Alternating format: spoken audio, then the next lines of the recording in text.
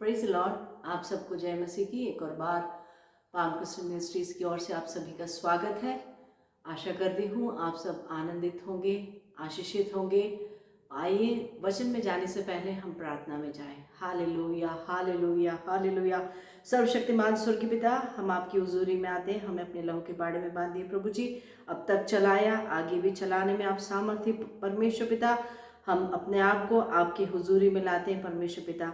आज जो वचन बोया जाता है वो आपके नाम की महिमा का कारण हो परमेश्वर पिता। हर एक के लिए, हम में से हर एक जन के लिए, मेरे लिए भी परमेश्वर पिता आशीष का कारण हो प्रभु जी।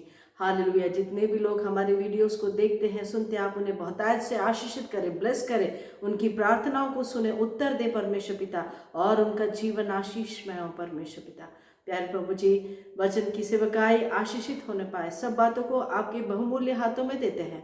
सब कुछ यीशु नासरी के नाम से मांगते हैं, दया सुने कबूल कीजिए पिता, आमीन। मेरे प्रियो, आज का वचन है नीति वचन, उसका 18वां अध्याय, उसका 13वां वचन। प्रोवर्ब्स चैप्टर 18, उसका वर्स 13। क्या कहता है, हम देखते हैं वचन।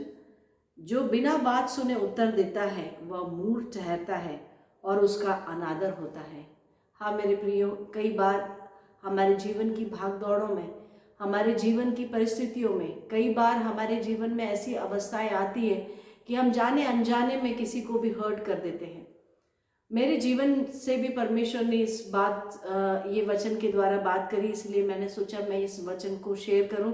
प्रार्थना में जो गाइडेंस मिला उसके अनुसार परमेश्वर ने ये वचन दिया, और ये वचन क्या कहता है कि जो बात सुने उत्तर देता है वह मूर्ख ठहरता है और उसका अनादर होता है। हाँ मेरे प्रियो, कई बार जाने अनजाने में हम लोग किसी की बात पूरी सुनते नहीं हैं और एकदम से हम रिएक्ट कर जाते हैं। ये मनुष्य जीवन का कई बार कोई लोग टेंशन में होते हैं या कई बार कई परिस्थितियों से होकर गुजरते हैं, तो अनजाने में ऐसी चीज़ें हो जाती हैं मेरे प्रियो। लेकिन परमेश्वर क्या चाहते हैं, हम बुद्धिमानी के साथ, बड़े समझ और विवेक के साथ अपने जीवन को जिए। मेरे प्रियो, परमेश्वर का वचन हर बात में हमें क्या सिखाता है। फिलिपियों उसके 4 अध्याय और उसका 6वां और 7वां वचन क्या कहता है, हम देखते हैं। फिलिपियंस चैप्टर 4, उसका वर्स 6 और 7 क्या कहता है मेरे प्रियो। किसी भी बात की चिंता मत करो, परंतु हर एक बात में तुम्हारे निवेदन, प्रार्थना और विनती के द्वारा धन्यवाद के साथ परमेश्वर के सम्मुख उपस्थित किए जाए। यहाँ परमेश्वर का वचन मेरे प्रियो क्या कह रहा है, किसी की भी बात की चिंता मत करो, परंतु हर एक बात में तुम्हारे निवेदन, प्रार्थना और विनती के द्वारा धन्यवाद के साथ परमेश्वर के सम्मुख उपस्थित किए जाए।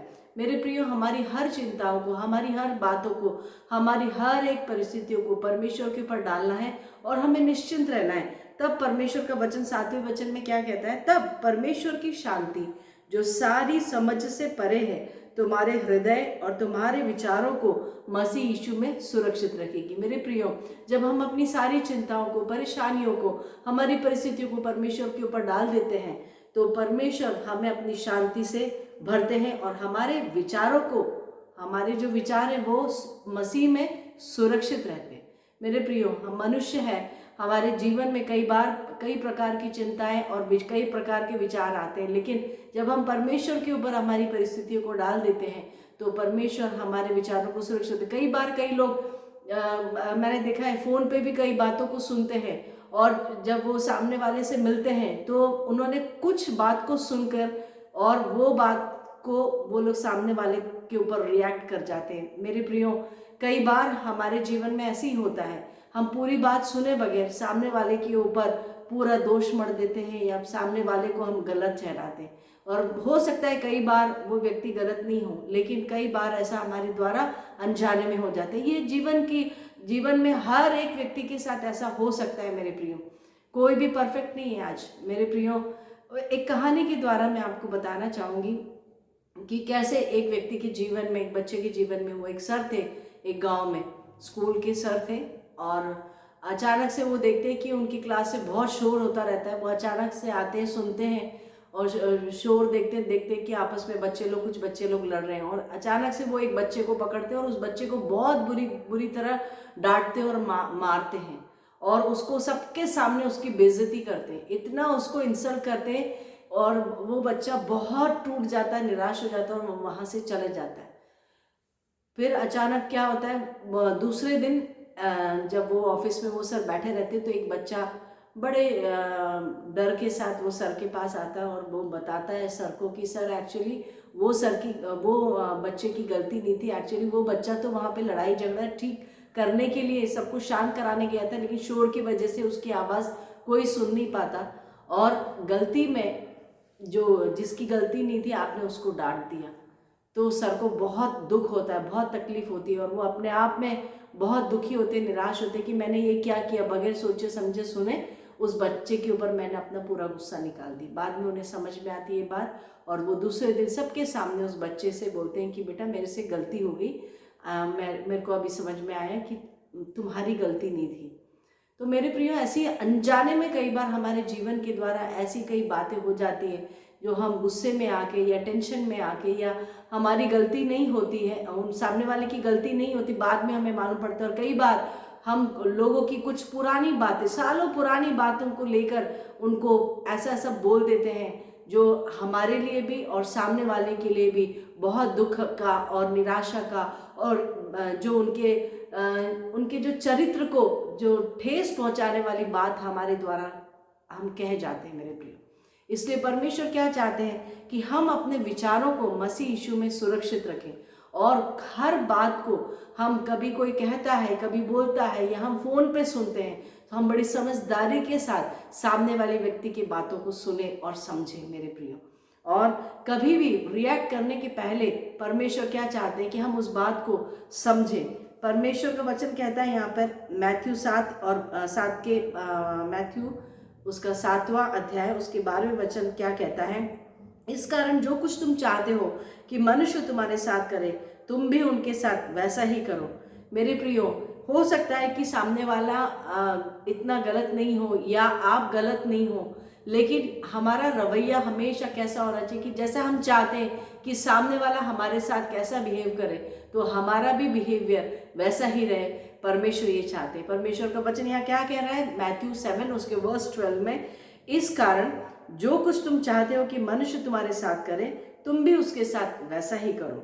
मेरे प्रियो, इफिसियों की किताब उसका 4था अध्याय 32वें वर्स में क्या लिखा है, वचन में क्या लिखा है, एक दूसरे पर कृपालु और करुणामय हो और जैसा परमेश्वर ने मसीह में तुम्हारे अपराध क्षमा किए वैसे ही तुम भी एक दूसरे के अपराध क्षमा करो।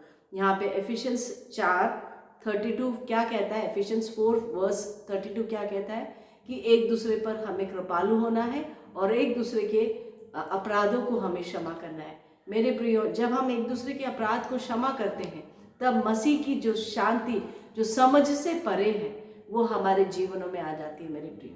और परमेश्वर हमारे जीवन को आशीषमय बनाते हैं। हमारे जीवन में कई बार हर मनुष्य में कुछ ना कुछ कमियां और गलतियां होती है मेरे प्रियो, लेकिन हमें एक माफ करने वाला हृदय, वो मसीह का हृदय, वो हमें चाहिए। तो हम उससे प्रार्थना करें और उस हृदय को हम पाएं कि हम दूसरे को क्षमा कर सकें। मेरे प्रियो, जाने अनजाने में कई बार हम फोन पे या कई बार सुनकर, बात को कम सुनकर, और हम दूसरे के जीवन के ऊपर हम कई बार क्वेश्चन मार्क लगाते हैं, या कई बार, ये मेरे जीवन में भी हो चुका है मेरे प्रियो कई बार। लेकिन इन दिनों में मैंने अपने आप को बहुत अपने आप को टटोला और बहुत वचन में, जैसे एक आईने के सामने खड़े होकर हम जैसे अपने आप को देखते हैं, ऐसे अपने आप को देखने के लिए परमेश्वर इन दिनों मेरी सहायता करें मेरे प्रियो। ऐसे ही परमेश्वर आप सभी के जीवन में भी ऐसे ही करे ताकि वो अनंत जीवन के हम वारिस हो सके और जो पृथ्वी पर का जब तक का हमारा जीवन है, ये जो डेरा है हमारा, हम बड़ी शांति और आनंद के साथ अपने जीवन को बिता सके। इन वचनों के द्वारा परमेश्वर आप सभी को बहुतायत से आशीषित करे। Thank you. God bless you.